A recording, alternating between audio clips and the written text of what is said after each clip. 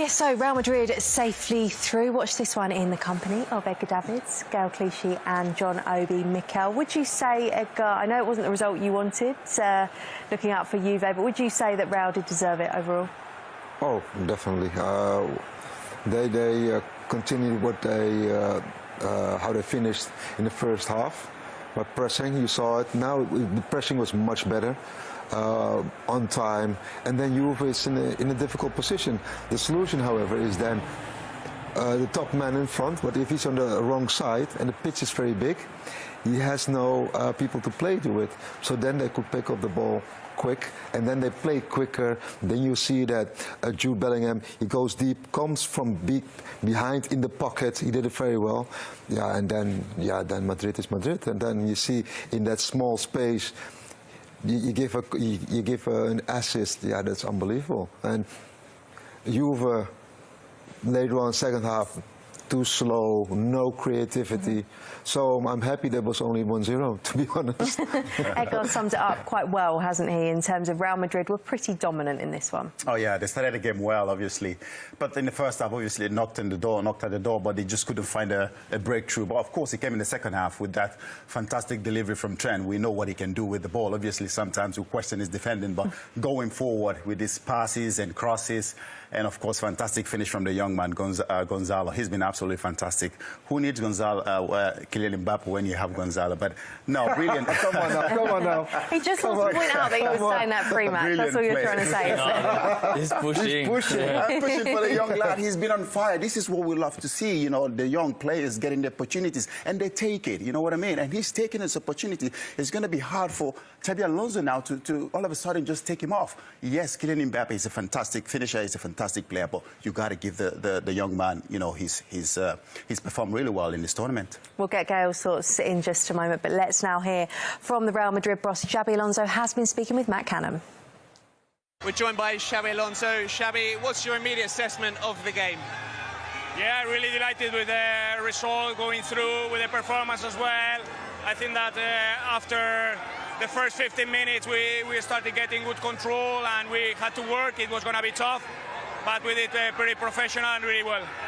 During the water break, we saw you with your notepad out. I don't know if there was a change in system, if you tweaked anything, and what was your message at the break to the players? Yeah, they were so tight in the middle that the space was outside, so we needed to move them front side to the other with good tempo and try to overload more on the outside than inside because they were quite tight in the middle. I've got to ask you about Gonzalo. Another game, another goal. He's been absolutely spectacular. What have you made of his performances? Oh, that's what strikers meant to do, to score, to be in the right position in the right moment, and he did great again. Absolutely. And one last one. Obviously, we saw Kylian Mbappe return. I don't know what you made of his performance. I don't know if coming into the next game you might have a slight selection dilemma given how good Gonzalo's been. Sure. He will have more training. He will have more days to recover, so he will feel better, and we will check. Xabi, thank you very much and well done. Yeah, it's not a bad headache to have, is it? Whether you can start Mbappe, whether you start one or the other. Abundance, whether you start Garcia. We're not going to go into that. Again, I just wanted to pick up on what Matt asked him about there. That slight tactical change, and you actually noticed him make that in game. There's a few things. Defensively, you know, he allowed Tchouaméni to push and to go and get one player when the striker was dropping. That's the first thing. But what we said half-time, when you manage to find those players behind the line to affect the wing-backs and the wide centre-backs defence with five men, you will find spaces. And we've seen often all the chances created by Madrid came from Arda Güler. You know, he's from far, but he could deliver the ball in the space. And I think when you have players like Trent Arnold, of course, you know, Obi said, you know, defensively it's not his main attribute, but with the ball at his feet, he can put the ball anywhere. So you have to kind of find a way, a system to put them in the best of the condition, each players, and I think that's what he did today with that little change in the second half. But again, you know, it's not a question of who will play. Madrid will always have good players. It's a question of how long it will take Alonso to get it right. And from that moment on, Madrid will always be Madrid. Yeah, you spoke there about the quality that Trent Alexander-Arnold does possess when he is on the ball. We did see that in the opening goal, the only goal of the game, scored by Garcia. Go on, you want to talk about it again, don't you, Mikel? You talk us through just how good this was. No, it was a brilliant goal, brilliant assist from Trent. Obviously, it's good to see Trent finally, settles into this Real Madrid team. It's going to take him. We knew it was going to take me a little bit of time, but the touch there and the cross. But again, the finish. This young man, he needed to be in the right position at the right time, and he was there. Look at that little step movement, and then backwards, bang, header. Keeper couldn't save that. Absolutely fantastic goal. I mean, credit to Juve. They did defend well, though, but you can only keep this Real Madrid. You are getting daggers from Edgar Davids, because I think he would argue or suggest that maybe the defending wasn't quite so good. I was going to say they defended really well until that. Right, OK. Do you want to take over? Do you want to pick up on that from a defensive point of view? No, but it's already what we said in the first half with Madrid. It's not only like the quality passes. It's like when you slip up, they will punish you. And it was also the first half. One player was not walking with you. There was already a chance, and they have a history of that, and that makes you. That's the difference between a good side and a top side. When you make one mistake, they punish you. And Madrid is the example for that.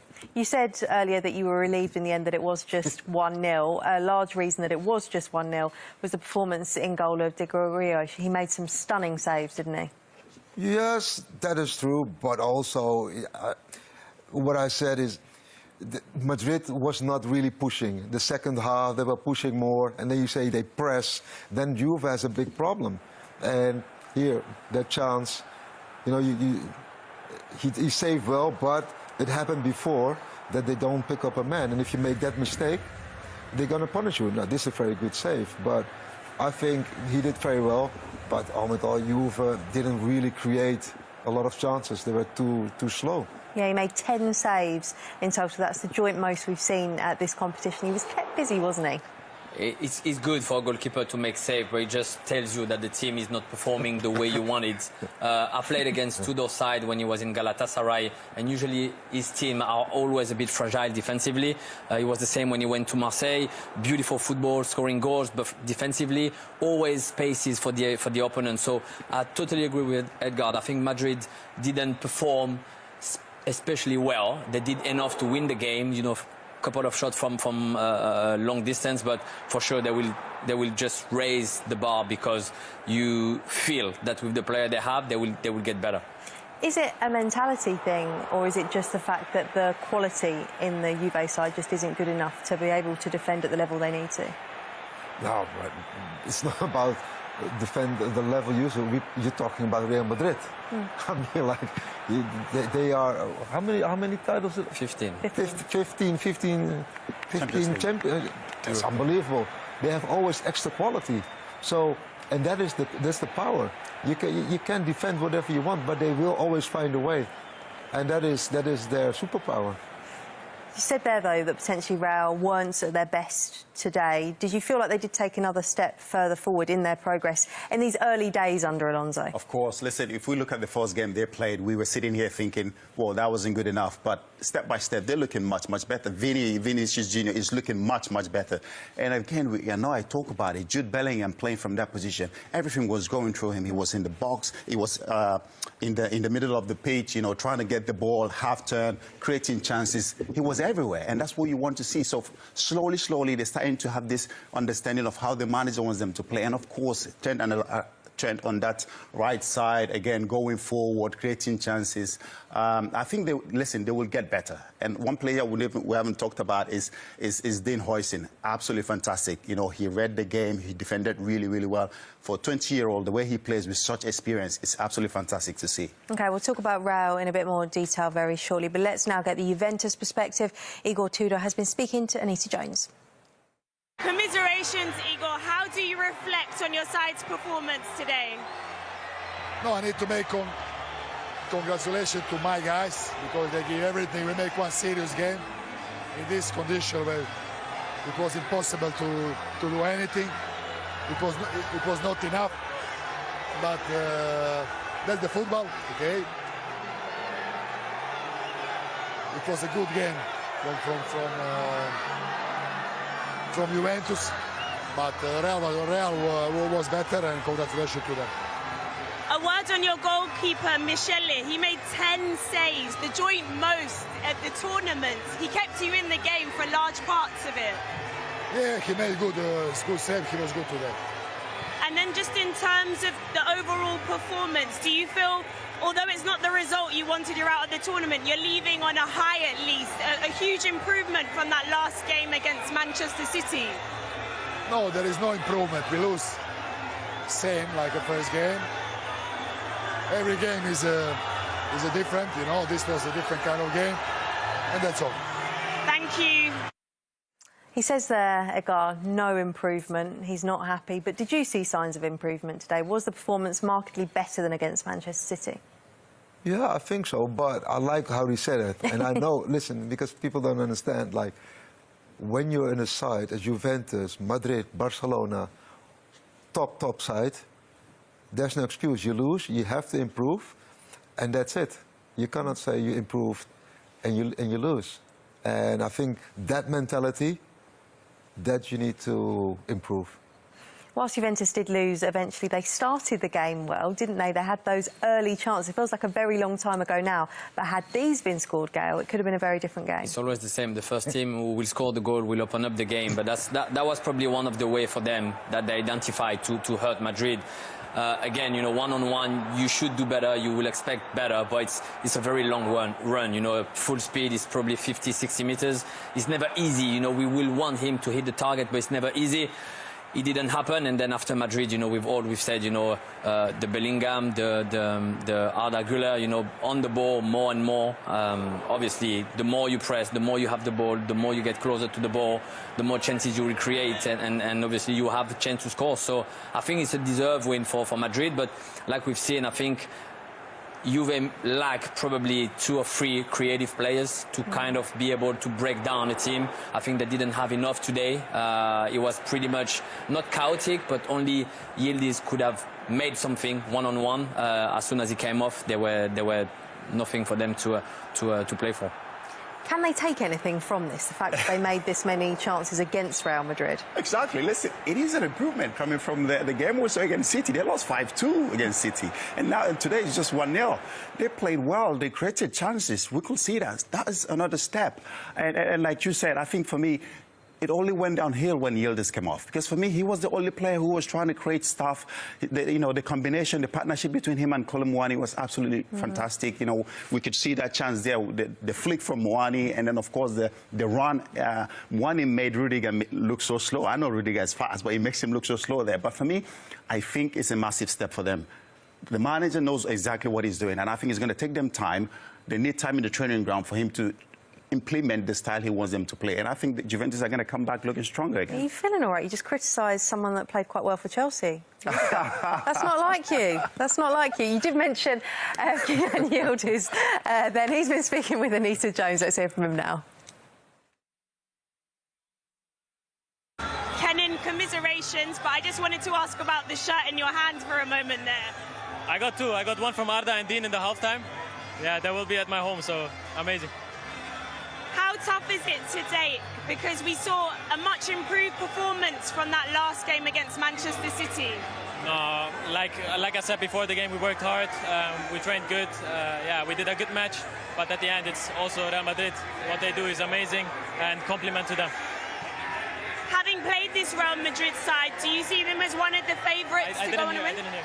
Having now played this Real Madrid side, do you see them as one of the favourites to go on to win the tournament?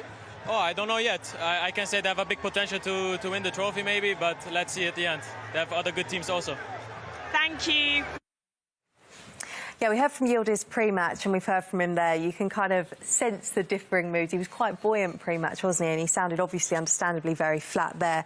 Did we see in his performance today, though, that he is the man that should be starting for Juventus up front? He didn't start against Manchester City and perhaps maybe he should have. Yeah, but a game is not 45 minutes. You understand? Like, yes. he did well in the beginning, but later on, he couldn't adjust to the style of Real Madrid. You know, they what I said, you know, they raised the tempo, and then you saw, for him it was difficult.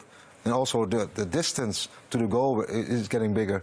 So I think that we can conclude first 25 minutes, he did very, very well, but then he's not better, and like the team, he went backwards. OK, well, it's time for us to take a short break right now, but plenty more analysis and reaction to come as... Thibaut, congratulations, you're through to the quarterfinals. A word on the performance today? Yeah, I think we had a good game. I think we started a bit feeling how the game was going. They defended a bit more than we expected. So then we got caught on the counter-attack 2 or 3 times, but lucky they didn't score on that after we tried to control the game a bit more. In halftime we said to pass faster from one side to the other to find them after the free man. And I think the second half we had a lot of chances. Their goalkeeper did really well. We scored, lucky the goal, and then I think we defended well. The second goal didn't fall for us, but still I think we had a good defensive game today, because I think in the second half they shot twice, so it means we had a good defense. You're one of the more senior players in the dressing room. After the first game, you were very open and honest about how you thought there were mistakes being made that shouldn't be made.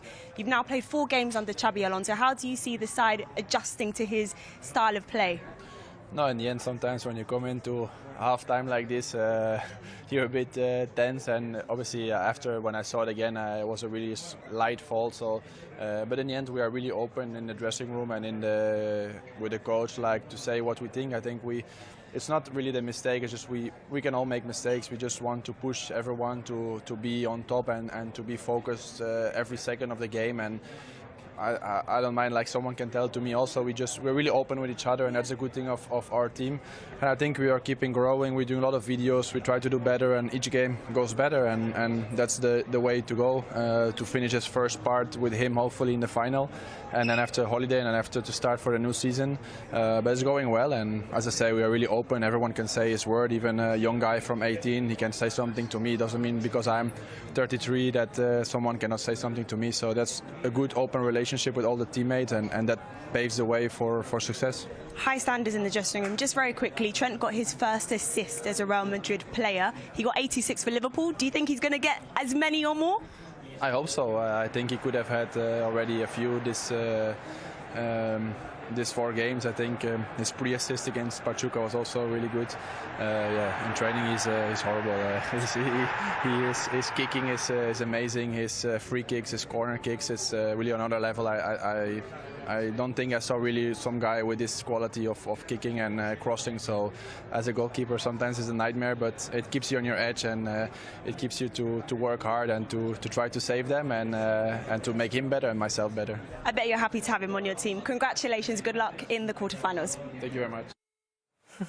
Yeah, really honest interview there. He actually said quite a lot. Sometimes players don't say too much in those post-match interviews. Firstly, the performance of Trent Alexander-Arnold. It sounds like he's enjoying having him as a teammate. Oh, he's enjoying himself, Trent, obviously. Listen, Trent is a world-class player. Spent over 20 years at Liverpool, and now, you know, he's made a decision to come to Real Madrid, the biggest team in the world. And he will get better. He will get better, no doubt about it. We've all talked about his defensive side of the game, which we know is a bit questionable, but I think he will get better in that part of his game as well, in terms of defending as well. But going forward, what he gives is absolutely fantastic. You can see here, he's always showing up for the ball. Right inside of the foot, outside of the foot, he can deliver the crosses. And of course, having Jude Bellingham with him on the side definitely made him settle a little bit better. He's certainly a Real Madrid player, and we've seen that in these opening glimpses. His first assist today, but we've seen moments of quality in the previous matches too. I think this is when and where you see top managers, when they're capable of taking a player and making him shine through his own quality within a structure. And I think, you know, that 5 at the back with, you know, the wing backs and Trent there is kind of allowing him not to defend as much one-on-one. Hopefully they will be so strong with the ball, dominating the opponent, that he will not have to defend a lot, because this is a big thing. You know, that's for me now. I'm coaching with the under-21, and this is something that I'm always conscious about. You know, you listen to Thibaut Courtois and he's telling you about a defender that his main attribute is how he can cross the ball. If you're a defender, you need to have basics of defending. So if he can add this to his game, he will be an amazing player, because he's already very good. And if Alonso can manage to keep him in a way, if I can say, outside of that zone on one-on-one situation, of course we will see his quality because he's a top player and he's been doing it for years now. Will 3 at the back actually help him in a way? Could it protect him? Will that suit him better? Oh, let's hope so. let's hope so. We will see. Listen, we will see next season. This is a World Cup, but for me, it's just for me friendly matches. You know, it's you look at it as I look at it from that perspective. And next season we will see when the really goings get tough, if they're still smiling. Anita asked Thibaut Courtois then just what was said in the dressing room at half-time, and he said there was some open and honest conversations, and it certainly looked like whatever was said had an impact because they came out with a renewed energy in that second half, didn't they? I think when you come as a manager like this, you come with your idea, your philosophy, your methodology, and you need to... I think you have 3 months to kind of implement your ideas. After that, if the results are not there, after 3 months, I think it's very difficult. So you can see a change in Madrid way of playing, and we've never seen this, if we're being honest. So this is a good point, but the more we will see Madrid's playing the way we've seen Leverkusen and Real Sociedad, the better will be. But it will take time. It will take time. They will make mistakes. He will rotate some time to find the perfect balance between players. But you can see this. They're always going forward. You know, you defend going forwards. And I think top teams should be like this. I'm not saying that's the only way to win games. But I think a team like Madrid, with the history and the players and everything that we know about them, they have to be able to guide the team and not accept to defend, but to going forward. So I think this is what we want. He's always on his feet, always talking to his players. Young manager will try to transmit this to their players, and you cannot ask your players to give full energy if you are just there and being passive as a manager. That's fascinating for me to see. Mikel, give me an insight, because something that fascinates me as someone that hasn't played, quite clearly, top-level football, in case anyone was wondering, how difficult is it to learn a new style as quickly as these Real Madrid players are being asked to? Real Madrid have always been a team that presses high. They've always pressed high.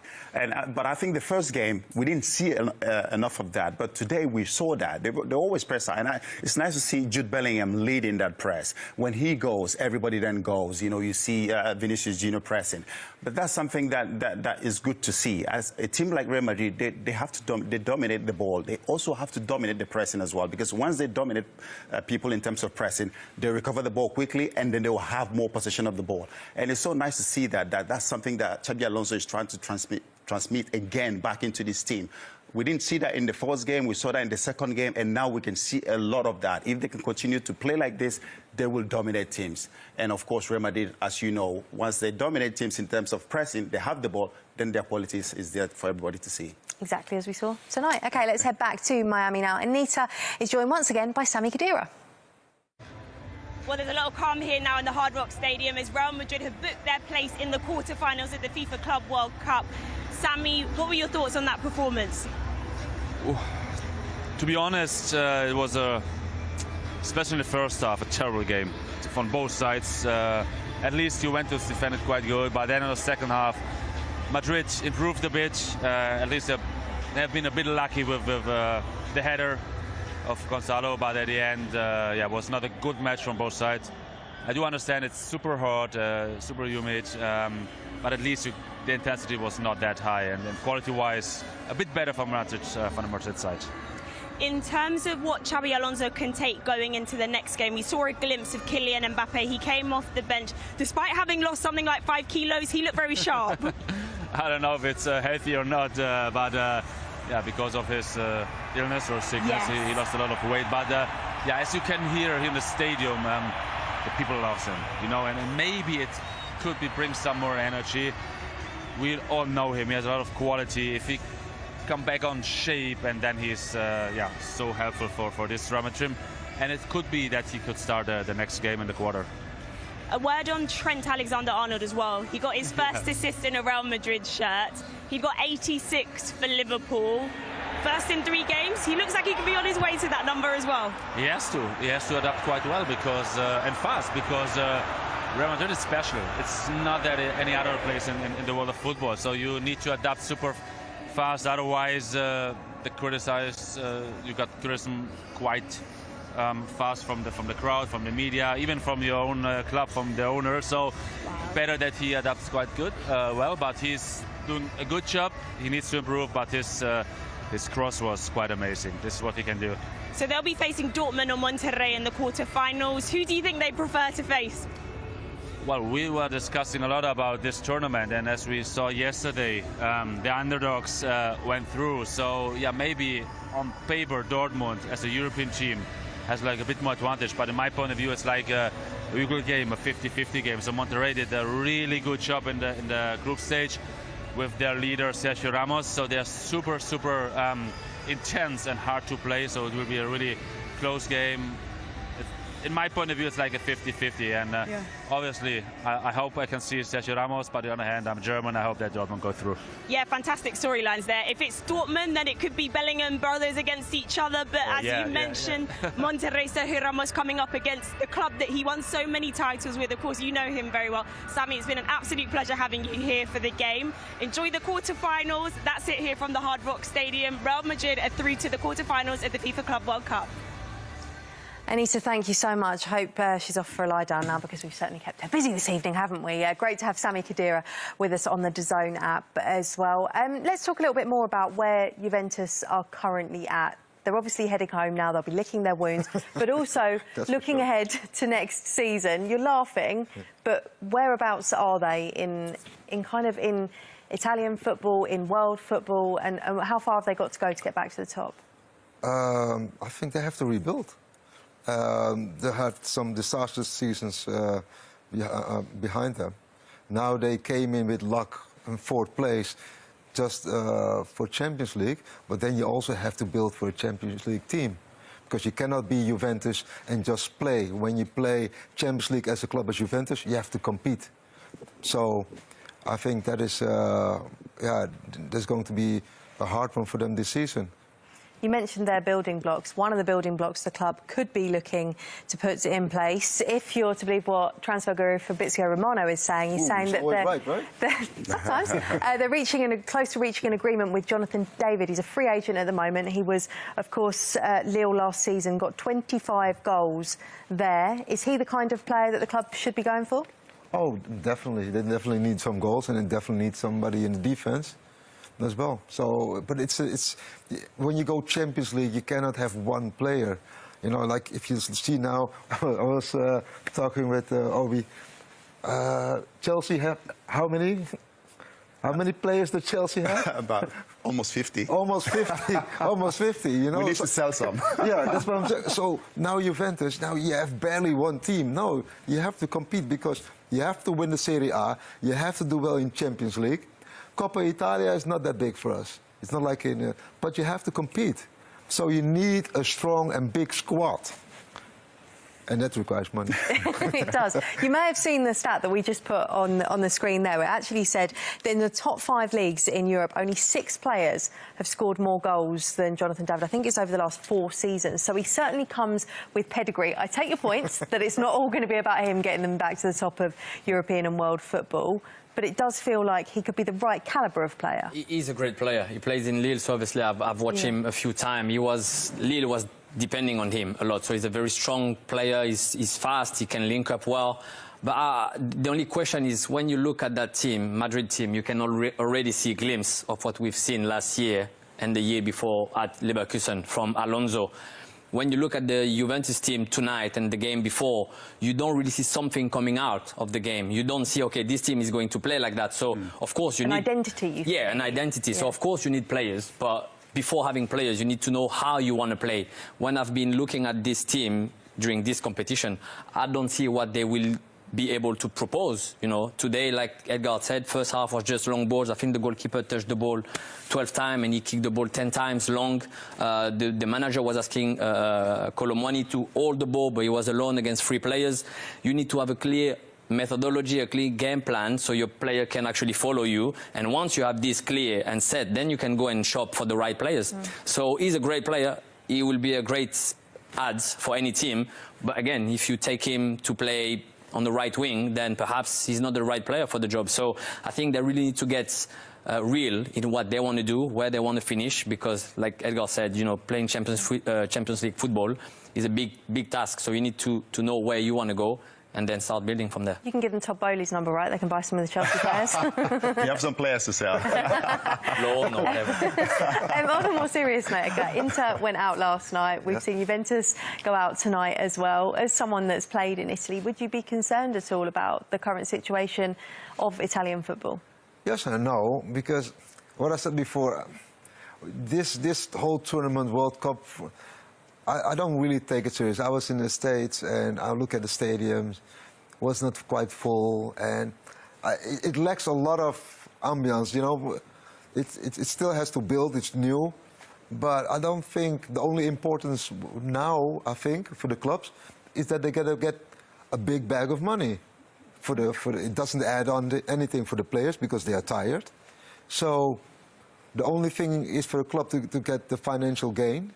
And now you have to have the players, they have to rest. And we were discussing how much rest are the players going to get. Yeah, I understand that. But also, you know, when you talk about that, you talk about teams having big squads and money to be able to have this, like,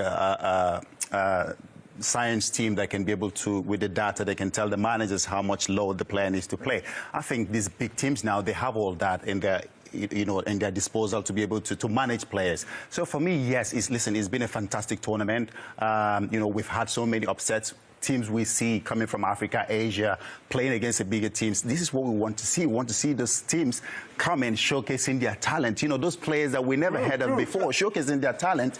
And then you never know, one of them might be picked up by United, City, you know what I mean, Real Madrid. So it's a good platform. Yes, it's a new tournament. It will get better, you know what I mean? So it takes time, but when you look at the tournament as well, the tournament has been, some of the games has been really, really good. You know, you watched the City game against El Hilal yesterday. You know, it was packed, you know. And the upset you see, the games we saw, we didn't predict that Al Hilal would play the way they did. They knocked out Manchester City. You know, for me, it's just that, you know, that you see a smaller team playing against the big team. And it also shows us as well where Saudi Pro League is right now. You know, it's growing. The players there, they're not just going there for the money. The game is getting better. So for me, it's a fantastic platform to showcase these smaller teams playing against a bigger team. No, I totally agree, but not everybody has 50 players on the roster, eh? He's trying to get some off Chelsea, isn't he, for you, He's just upset because you haven't got the players he wants at the moment. And you just had a great time being in the studio with us, haven't you? That's why you've enjoyed it so much. This is Sport Lab, where football stories meet sharp analysis. Trent Alexander-Arnold's journey in white has liftoff. The former Liverpool star just notched his first assist for Real Madrid as Xabi Alonso's side edged Juventus in Miami. Real Madrid are through to the Club World Cup quarterfinals after a hard-fought 1-0 win over Juventus, and it was Trent Alexander-Arnold's moment of magic that made the difference. In his fourth consecutive start, Trent produced the kind of delivery that became his trademark at Anfield, a wicked cross in the 54th minute that Gonzalo Garcia powered home with a clinical header. It's Trent's first goal involvement in white, and Madrid fans will be hoping it's the first of many. Xabi Alonso's 5-3-2 setup looked shaky early on, with Juventus creating the better chances. Randall Kolo Muani and Kenan Yildiz both came close, while Michel Di Gregorio kept Bellingham and Valverde at bay with top-tier saves. But Madrid found rhythm in the second half, and Garcia, now with 3 goals in the tournament, delivered again, confirming his status as one of the rising stars under Alonso, alongside Arda Güler. Madrid now face either Borussia Dortmund or Monterrey in the quarterfinals. Trent's Madrid chapter is underway, and with deliveries like that, he's already rewriting his story in Spain. Stick with Sport Lab for more Club World Cup coverage and deep dives into the game's rising stars.